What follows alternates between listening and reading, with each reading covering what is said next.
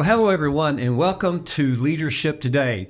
My name is Andy Wilson, and my co-host, Celia Swanson. Hi, Hello, Andy. Great to be with all of you today. I will tell you, Celia, it's so good to see you as always. I'm glad you're back. Wow, what we have to talk about today. I want to tell you, all I can tell our viewers is buckle up, because this is going to be great, Celia Swanson. We have had such wonderful conversations over the last months. Right. And so much focused on servant leadership, and of course, your great book. No. You know, and we just, it's been so rich. Today, I will tell you, Celia, I think what you're going to share today will be some of the most important content we've shared, and it's all been important. It's all been important, so thank you for that. But this is going to be great, Celia. And again, thank you all so much. You know, see, it's been wonderful, our viewership. And, you know, I was just told by our analytical team that we're now viewed in 22 countries. And so thank you, everyone. Yes, thank you. Yeah, it's for sharing that and for all the wonderful, we'd love to hear from you. So you feel free to reach out on social media and respond to us. We'd love to hear your comments. And that's amazing. Yeah, it is, isn't it? Yes. Yeah, such a wonderful thing. So again, okay, we're going to get started. Cecilia, why don't you introduce our session today? Yeah. And then we'll get into the content. So our topic today is going to be around high-performing teams. And the concept of high-performing teams, I think, is best captured in a quote that I use in my book, Chapter 9, from Robin Sharma. And the quote goes, "Leadership is not about a title or a destination. It's about impact, influence, and inspiration. Impact involves getting results. Influence is about spreading the passion you have for your work, and you have to inspire teammates, customers, and all leaders around you." I think that sets the expectation for what I believe the result of creating and sustaining a high-performing team is all about, Andy. Right. You know, and we're going to get into, as we talk about these high-performing teams, and if you're on a high-performing team now, you get it. That's right. And you're there. You're like, okay, I'm leaning in because how do I take this high-performing team to the next level? Mm-hmm. How do I inspire that? If you're not, we're going to give you guidance on how you navigate that. Right. That space. And so there's two options here for you. You're going to learn more and even more productive, or we're going to teach you how to really get into that space and where you're happy and you're absolutely thriving. Excelling yes. the highest level possible as a leader. Right. So, okay, great. You know, Andy, I had 2 conversations this week with individuals that I'm coaching and that are in my circle. And the first conversation was with an individual who just joined the Walmart home office campus design team. She's an architect. Mm. And what she said is, this is the best team I've ever had the privilege to work for in my career.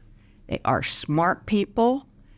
We are all passionate about creating the same vision on the new Walmart campus. And we're bringing our best work, our best selves to work every day. I had been aspiring to be on such a team, but once I got on this team, I didn't know how awesome it felt and how energized I am. Right. You know, because you're inspired. Yes. The people around you inspire you because of the commitment and dedication to excellence. Yes, that's right. So, you know, it's no different when you and I worked at Walmart or other places.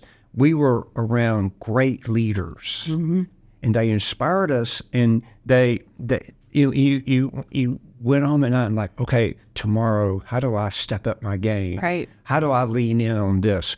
What research do I do? What do I need to read? What book? What individual I need to talk to, or podcast to watch. Yeah, exactly, right. Whatever. And it's nothing like it. It's nothing like it. And that's how your friend felt. Yes. That's awesome. That's a great story. Yes. Well, then I had another person that I happened to have the privilege of coaching, and she was working on a project team to to bring a solution to the organization that she works for. And the project team, she had gotten so frustrated that she said, I'm done. I'm out. Right. I will perform my part in the presentation, but I'm not going to do anything beyond that. And I said to her, that still will reflect on you. Right. So there's a lesson in that. But how frustrating she'd become because of working in an environment where people weren't listening, people were not taking her feedback seriously, and she was going to go through the motions and not do anything more. Here's what I'd like to say about that. If you are one of those individuals, I want to encourage you for a moment, because it's never too late to make the change. And change personally, professionally, you have to look in the mirror on that and say, am I the problem? Sometimes I've looked in the mirror and said, I'm looking at the problem. Sometimes you're in the wrong place. And maybe you're on the wrong team, maybe in the wrong company. But what I want to encourage you is this. It's not too late for you to look at yourself and say, I need now to do this. And what is this? Well, it could be correcting your behavior. It could be going back to school. It could be, watching podcasts. It could be getting a coach. It could be multiple things. Go do it now. Don't wait. Don't allow yourself to waste your time and energy because you're too good for that. Great point. And if it's another company, go. Research those companies, find that right company, find that right team, and go apply yourself there. So don't stay there. That's my encouragement. Yeah. Do something about it. Because here's the thing, Celia, I've seen in my career as working with individuals and things like that, is sometimes we stay in this wrong place too long, and we feel like we can't get out of that spot.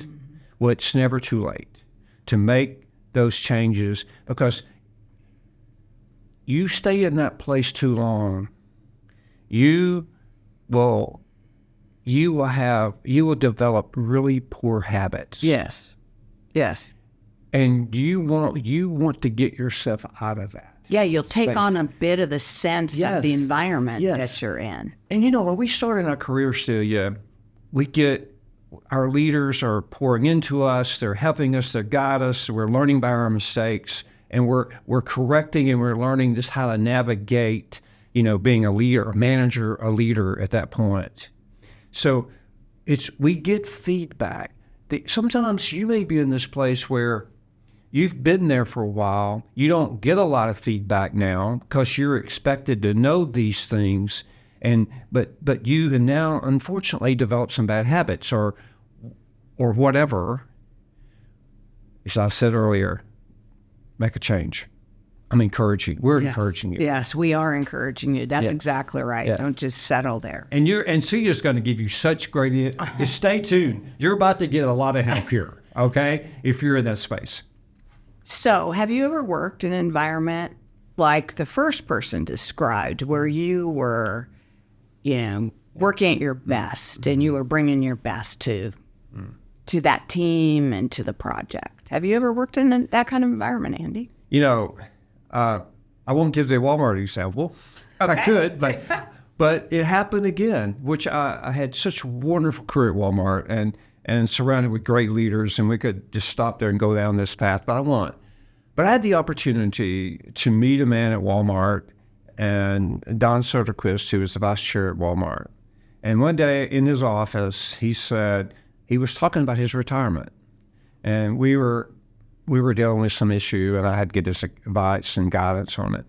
And we got into this retirement conversation. He said, I'm going to be leaving at some point, and I have this vision. And he said, but I'm not recruiting you. But, Don's ethical way, he would say that because he wasn't. Right. But he said, when and if you retire, I'd like you to have a conversation with me about my vision. Well, I had a conversation with him about his vision later, a couple of years later, actually. And he shared with me his vision about the Soderquist Center for Leadership and Ethics. And he was going to locate it at John Brown University, which is a phenomenal university, and have impact around the world. And Don shared his vision, and he was in Colorado at his house, and back then we were faxing back and forth. So anyway, the thing was, when he shared his vision, Celia, I thought, I want to be part of this. Oh, yes. Because here's what Don did. We gathered our small team, very small team then. It became much larger, but a very small team. And I remember we sat around, and I could tell you so many stories, and maybe later we can talk about all this. But he shared it. I just leaned in as he talked about his vision and his expectations and how the impact he wanted to have in the world. I mean, I remember I was sitting in a chair and I just kept leaning in, and I went, I want to be part of this. Mm-hmm. What part of that? And we did it. Yes, we did. We did it, and it was one of the greatest times in my career. Working for an individual like Don, and we traveled the world together. We had intimate conversations on planes and trains and automobiles. Yes. And, and no matter where we were, we could be in Japan, or we could be somewhere in Europe, or we could be somewhere in the U.S. And I would just sit and listen to him talk about leadership. And the thing I'll close with, I learned that day, I learned many times that time with him, is that great leaders inspire people. Yes, they do. That's what he did. Yeah. To all of us. Well, he did it at Walmart, but in particular, what you all built with the Soderquist Leadership Center is still, thriving and impacting businesses and individuals across the world. I know. And that's pretty fantastic. And that's making an impact. And that was Don's legacy. Yes. That's what he wanted to do. That was his legacy. Oh, that's a great point. Yeah, it was his legacy. That's what he wanted to do, and he did it. Yeah. But we just ran to it every day, whatever it was. We just ran to it. That's great. And so I'll come. Thanks for asking that question. Well, I want to dissect that, story a little bit for our audience, because Andy just referenced the 3 pillars of a high-performing team. And the first pillar is purpose or mission, same thing. Mm-hmm. And you saw the vision. You all had a mission. It was explained and described by Don every single day, but it was clear what you were all focused on. The second, and I just hit on that, it was clear. It's called clarity. You spent time talking about it and deep diving into what did that look like? What did it feel like? What was the impact you wanted to leave on individuals and teams? And then the third was Don created psychological safety on that team. And psychological safety was your point about he inspired us. We came in, we iterated, we talked about how we might execute or bring this to life. And then he got out of the way and just let us go develop, design, implement. And, worldwide impact was accomplished. It was. Those are the 3 pillars of a high-performing team. You said something I want to circle back to, because as leaders, sometimes we think we have to micromanage and we've got to have our hands on everything. And Don had an office here in Rogers, Arkansas, and he did not office on the campus with us. And so we built the center on the campus, and And so it was a great center, and our team was there. The business division was underneath, so we had access to students and other leaders on the campus. So, but Don, he would call me up, and I could picture him right now sitting at his desk, probably feet up on his desk, and his phone in his hand, saying, "Okay, how's things going?" And he'd let me talk. Mm-hmm. He said, he'd ask questions about it, not probing questions, nothing that would say he's trying to lead or take over, just informational questions. Mm-hmm. And then he would say, "Anything I can help you with?" He always said that. Mm-hmm. And I would say, "Hey, I need, what do you think about this?" Well, what he did, he opened the door for me to be very relaxed, not threatened, but just have a business conversation with him and get his advice. He never said, "You should go do this." He said, "You should think about it." Mm-hmm. What that did then, when I got off, I said, "I have a new idea now. Mm-hmm. I have. Well, I'm thinking about this, but he's given me more information to think deeper about it or broader about it." And then I would go to the team, and guess how I did the team, just like he did me. Exactly. I'd say, "What do you think?" And then I'd say, "Hey, I talked to Don, and he suggested this idea or something." And then we'd come in, we'd collaborate with a team. Then we would set that direction, and we'd go execute it. Because that team, because they were all leaning in. It was their ideas. Right. It was I was just duplicating what Don did for me. I was trying to inspire them like he inspired me. Then we all were inspired because of Don's comment. Yes, exactly. Well, that's creating psychological safety. Right. Exactly. And psychological safety has been defined by Berkman as an environment where team members feel safe to take risks and be vulnerable in front of each other. Mm-hmm. So critical. And that component became even more important in high-performing team development when the world shut down and we all started working independently, virtually, individually. Mm-hmm. And this psychological safety environment was all of a sudden a bright light was shown on how important that is. Mm-hmm. Because you had to create an environment where individuals felt still inspired to work, even though they weren't coming in and interacting with the team. Mm-hmm. You had to create an environment where you were generating ideas and together coming up with the best way to operate in this circumstance, and then creating vulnerable opportunities for people to share.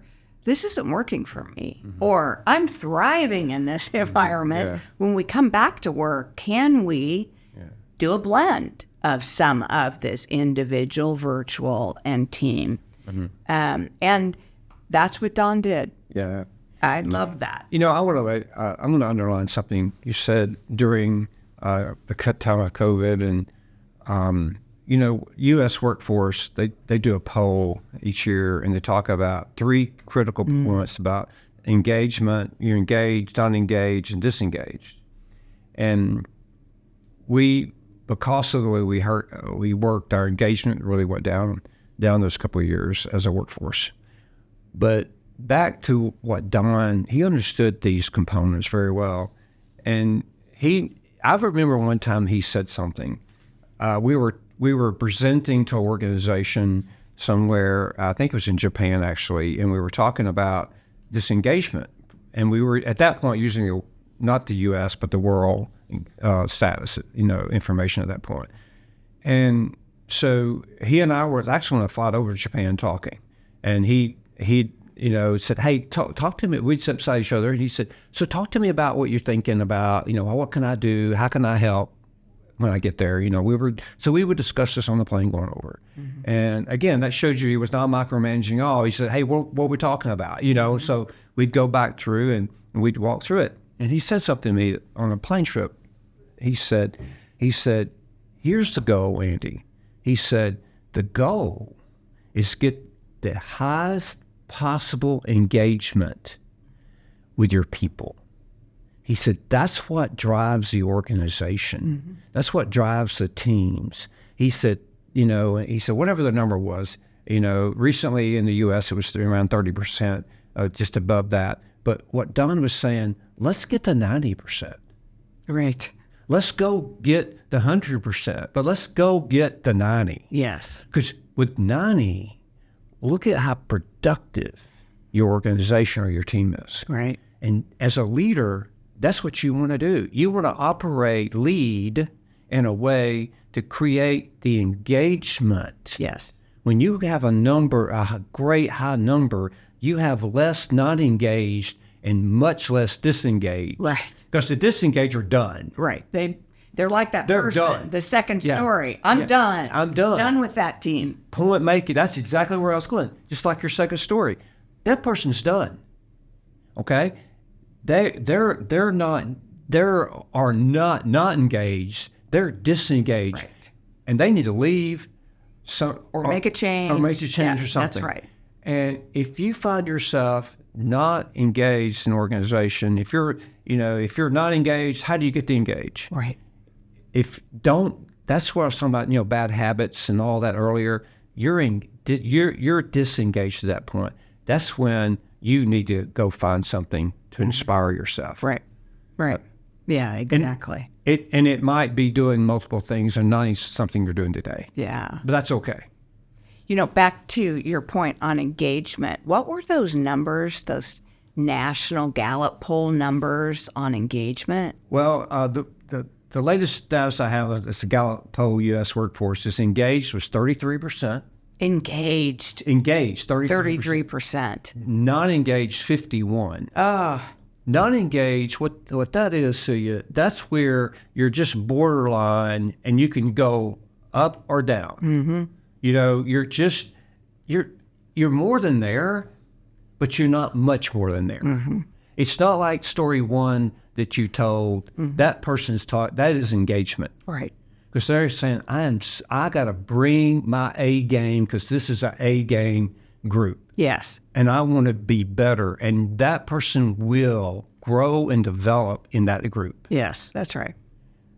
And then if you're disengaged, that's around 16% in the latest poll.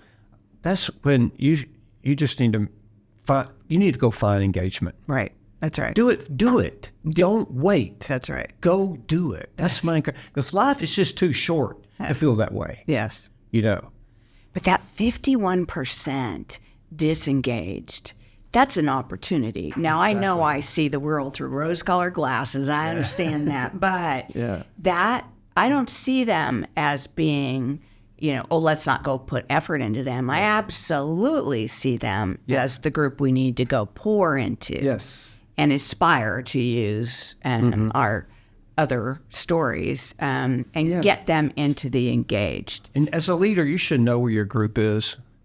You should know your people well enough, your direct reports. You should know them well enough to know where they are. Listen, it comes to the leader of setting down, and I will tell you, I had great leaders, in my career at Walmart and other places where they would point out to me, not annually, but as needed, where, okay, Andy, this is some things you really need to work on. Mm-hmm. Those are great, productive conversations that you and your leader have together. Mm-hmm.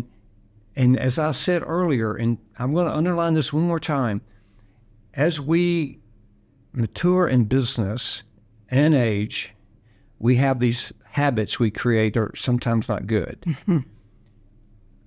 I would want a leader, because at Walmart, I'll give you this example.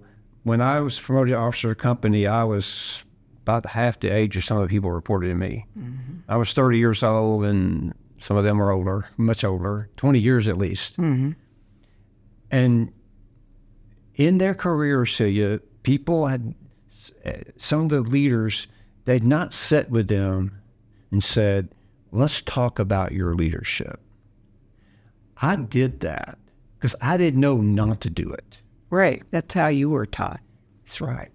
And I would have conversations with people 20 years older than me about, here's some things I see that you really, and I remember this one particular time, I had this conversation, and it's a story, I won't take it long, but this person was at least 20 years older than me. And I sat down with him and I had this conversation, and I said, here's a couple things you really need to work on. And then I looked at him, I said, I called his name.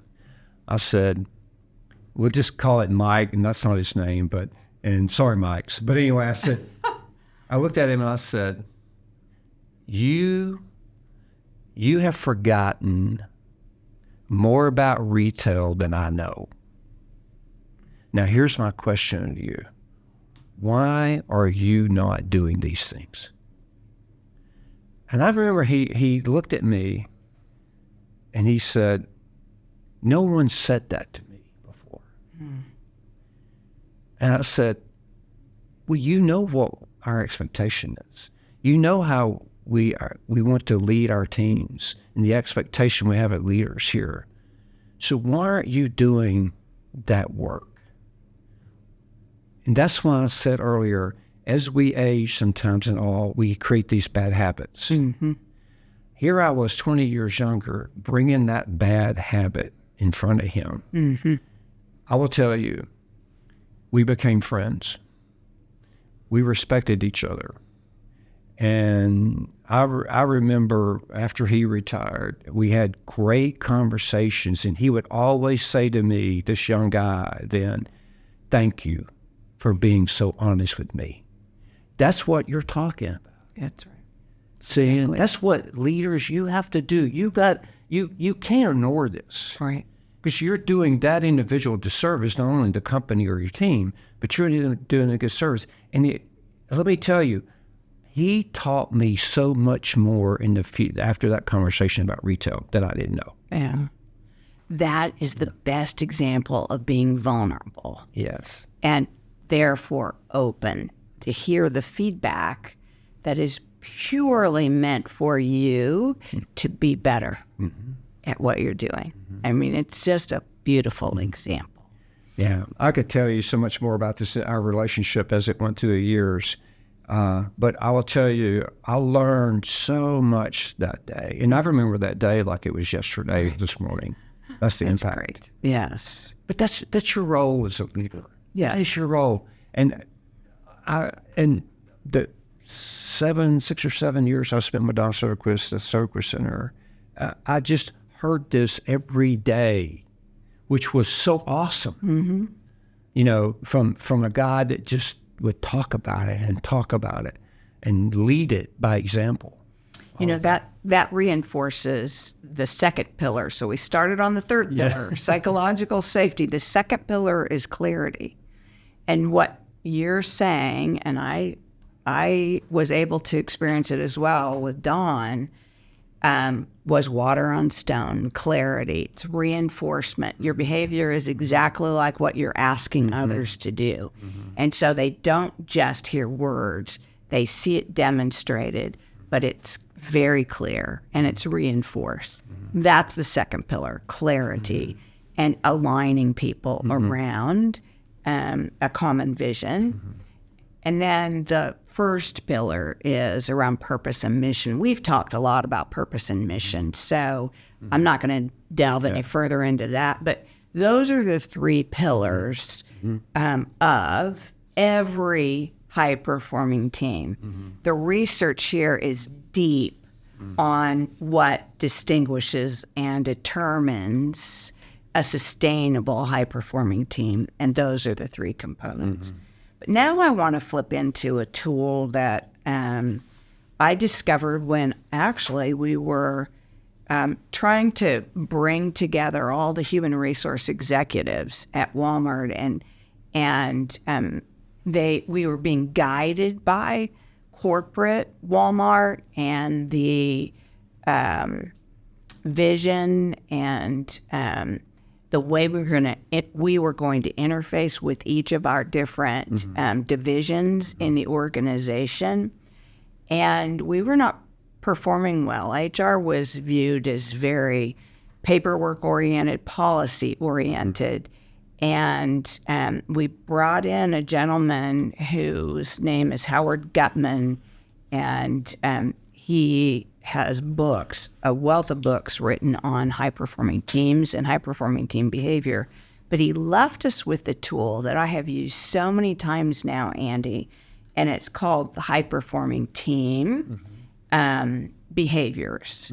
And there are 4 behaviors that he's called out in his model, and it's testing, infighting, getting organized, and high performance.